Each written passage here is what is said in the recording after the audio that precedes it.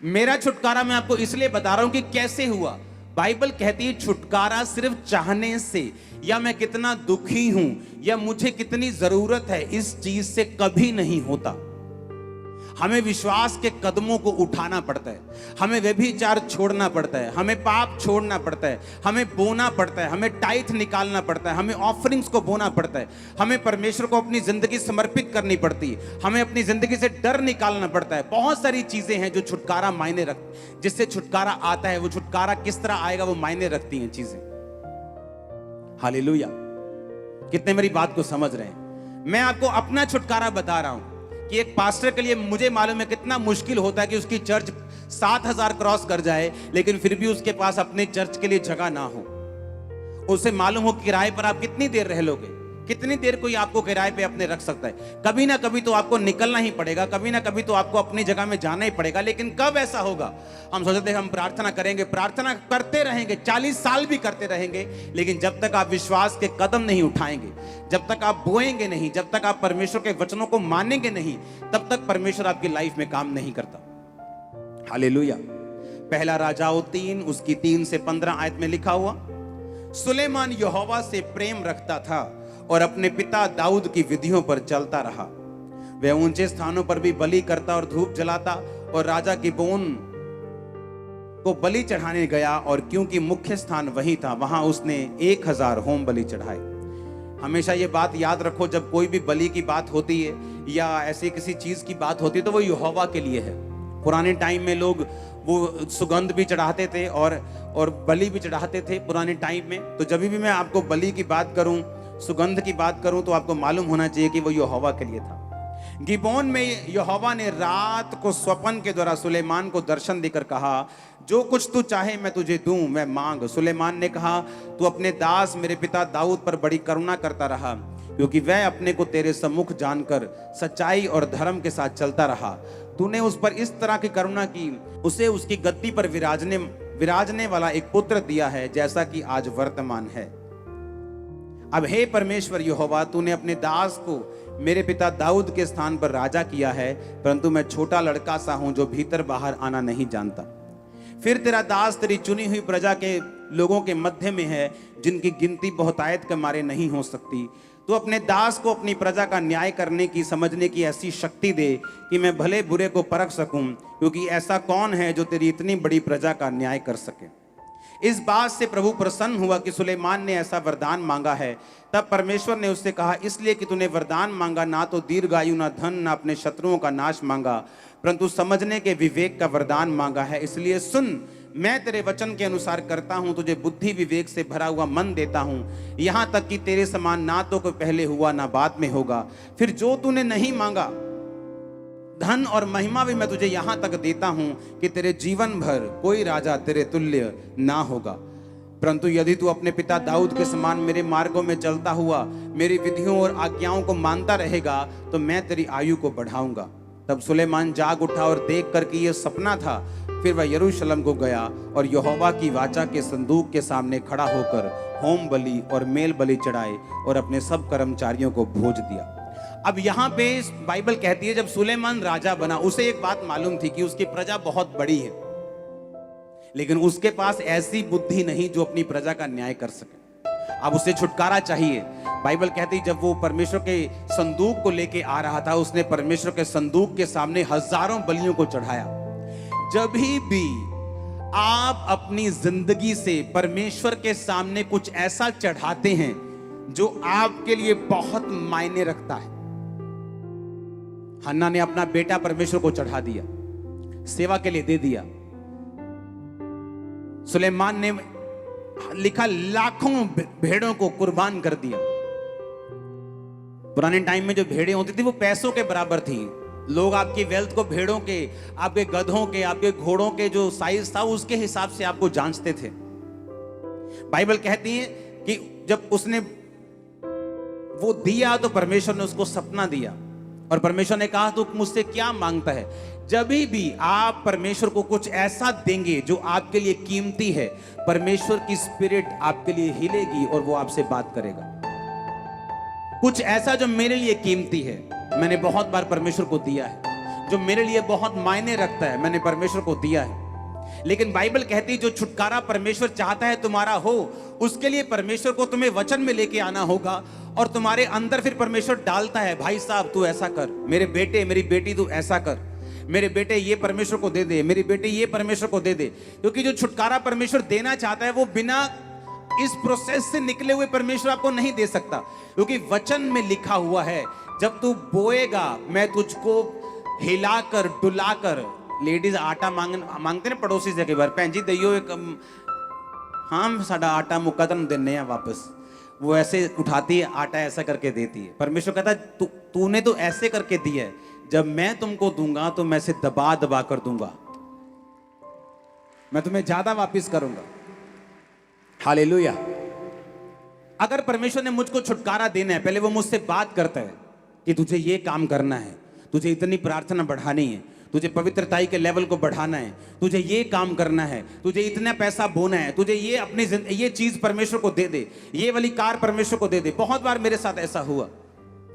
उससे क्या होता है कि जब मेरी एक कीमती चीज परमेश्वर को मैं चढ़ाता हूं, परमेश्वर देखता है कि हाँ इसके अंदर विश्वास है, और बाइबल कहती है वो छुटकारा जो परमेश्वर हमें देना चाहता है हमारी लाइफ के अंदर एंटर कर जाता है। और ये बिब्लिकल है, ये परमेश्वर का प्लान है, ये परमेश्वर की व्यवस्था है जो उसने हमारे लिए की है, कि जितना छुटकारा परमेश्वर हमें देता है वो उसी व्यवस्था के बीच में देता है, उससे बाहर नहीं। अगर अमेरिका की सहूलतें चाहिए तो वहीं का ग्रीन कार्ड चलना चलेगा, अगर यूके की सहूलतें चाहिए तो वहीं का आपको परमानेंट रेजिडेंस चाहिए, अगर आपको जिस देश की आपको सहूलतें चाहिए, उस देश का जो आपको चाहिए, आपको उस देश के रेजिडेंट होना पड़ेगा। उसी तरह अगर परमेश्वर का छुटकारा चाहिए तो आपको वचन के बीच से आना पड़ेगा और उस व्यवस्था से आना पड़ेगा जो परमेश्वर ने आपके लिए तैयार की है। कितने मेरी बातों को समझ रहे हैं? अब मैंने एक बात अपनी लाइफ में नोटिस की है, जितने लोगों की स्पिरिट बोने वाली होती, देने वाली होती, वो हमेशा दूसरे लोगों से जल्दी छुटकारा पाते हैं। मैंने नोटिस किया। कंजूस क्रिश्चियंस भी होते हैं, वो चर्च भी जाते हैं लेकिन कंजूस, किसी की हेल्प करनी हो कंजूस। आप इसकी स्पिरिट देखो, वो स्पिरिट कहां से ली इसने? वो स्पिरिट ली पहला इतिहास 29 उसकी 3 से 5 आयत, अपने बाप दाऊद से उसने वो स्पिरिट को हासिल किया था।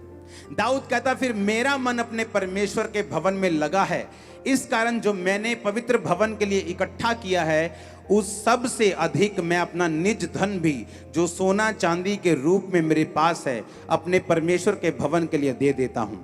अर्थात 3000 ओपीर के कार सोना, 7000 की कार ताई हुई चांदी मैं ये भवन के लिए दे देता हूं। पहला इतिहास 29 उसकी 3 से 4 और 5 आयत, 4 आयत को मैं दोबारा पढ़ूंगा। उसने कहा 3000 की कार सोना और 7000 की कार ताई हुई चांदी, 110 टन सोना 240 टन चांदी बनती है ये। हालेलुया। कितने टन सोना बनता है? एक 10 ग्राम सोना 50,000 के करीब है। हाँ, 1 किलो सोना 50 लाख का हो गया। इमेजिन करो 110 टन सोना। पर्सनल की बात कर रहा हूं, जो दाऊद का पर्सनल सोना था, जो दाऊद की पर्सनल चांदी थी। उसने कहा जो भवन के लिए मैंने इकट्ठा किया मैं वो तो देता ही हूं, लेकिन मैं अपना निज धन, जो मेरा निज धन है, जो मेरी पर्सनल प्रॉपर्टी है, जिस तरह आज जब इंग्लैंड की जो रानी जो प्रभु के पास चली गई, उसका जो निज धन है, इंग्लैंड का धन नहीं, इंग्लैंड के पास धन नहीं, जो उसका निज धन है वो भी बिलियन डॉलर्स में है। दाऊद का जो राजाओं का निज धन होता था, अपना धन, उसने कहा मैं अपना सारा निज धन, मैं सोना, मैं चांदी, क्योंकि मेरा मन परमेश्वर के भवन के साथ लगा हुआ है, मैं वो भी परमेश्वर के भवन को देता हूं। हुआ क्या? परमेश्वर ने उस सोने को ग्रहण किया, और इसीलिए जब सुलेमान ने उसी स्पिरिट को लेकर उसी बलियों को उसी तरह की देने की आत्मा जो उसके पिता में थी, जब वो बलियां चढ़ाता था, परमेश्वर ने विजन दिया। बलि देने के बाद परमेश्वर रात में सपने में आता और बोलता है तेरे को क्या चाहिए? उसने कहा मैं छोटा लड़का हूं, मैं चाहता हूं कि तू मुझे बुद्धि दे ताकि मैं तेरी प्रजा का न्याय कर सकूं। परमेश्वर कहता है अब मैं तुम्हें बुद्धि भी दूंगा, ऐश्वर्य भी दूंगा, धन भी इतना दूंगा कि तेरे पहले या बाद में किसी राजा को मैंने इतना नहीं दिया होगा। कारण क्या? क्योंकि जो दाऊद ने बोया उससे पहले इतिहास में ऐसा बड़ा बीज कभी भी बोया नहीं गया था। किसी ने भी इतना बड़ा बीज इतिहास में नहीं बोया था जो दाऊद ने बोया। जब दाऊद ने बोया, परमेश्वर ने कहा तू मुझे हरा नहीं सकता। तेरे बाप ने जो बड़ा बीज बोया, चाहे तूने ये पैसा नहीं मांगा, उस बीज के कारण मैं तुझे बुद्धि भी देता हूं जो तूने मांगी है, लेकिन पैसा भी इतना दूंगा कि तेरे बाद या तेरे आने वाले समय में पहले भी या अब भी कोई भी राजा ऐसा नहीं होगा। हालेलुया। और बाइबल कहती है छुटकारा सुलेमान की जिंदगी में एंटर हुआ। तभी वो छुटकारा जब आया तो सुलेमान के अंदर इतनी बुद्धि थी कि लोग उससे मिलना चाहते थे।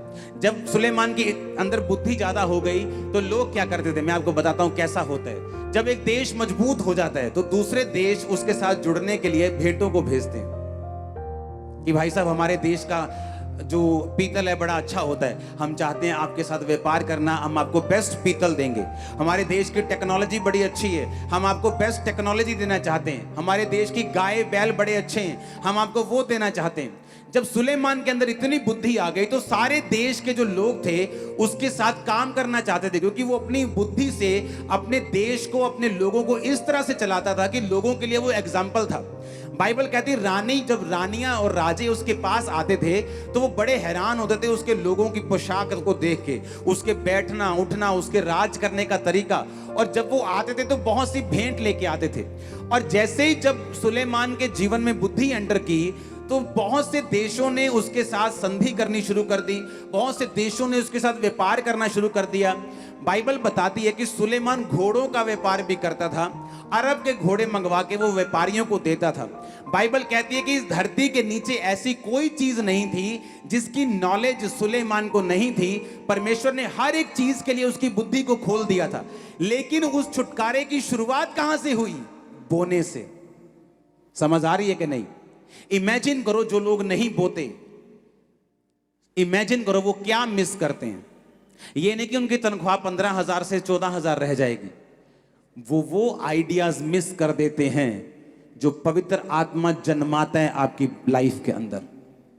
वो आइडियाज मिस हो जाते हैं उनके, वो गाइडेंस मिस हो जाती है जो इस दुनिया को जन्माने वाला, देखी हुई जितनी सब चीजें उनको बनाने वाला परमेश्वर जो उनके दिमाग में जन्माना चाहता है, वो आइडिया वो मिस कर जाते हैं। आप जितने मर्जी समझदार हों, आप 10 आइडिया लगाओ, लेकिन कौन सा ऐसा आइडिया है जो परमेश्वर का उपजाया हुआ है और जिसमें परमेश्वर चाहता है, जो आपके लिए, फ्यूचर के लिए, आपके बच्चों के लिए भी कामयाब रहेगा?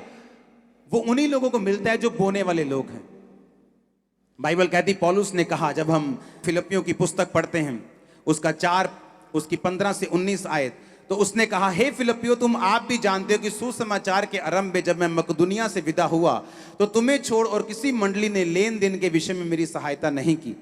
जब मैं थिस्सलुनीके में था तब तुमने मेरी घटी पूरा करने के लिए 1 नहीं 2 बार दान भेजा था। ये नहीं मैं दान चाहता हूं, परंतु ऐसा फल चाहता हूं जो तुम्हारे लाभ के लिए बढ़ता जाए। अब पौलुस कहता है, जो तुमने दान भेजा था वो मुझे नहीं चाहिए, आपका पैसा मुझे नहीं चाहिए। आप चर्च मेरे को तनख्वाह नहीं देती, या मेरी वाइफ को तनख्वाह नहीं देती। चर्च मेरी मदर भी यही सेवकाई करती है, नहीं हम नहीं लेते तो हम अपनी मदर को दिलवा दें, या इधर से उधर से कोई तनख्वाह नहीं लेता।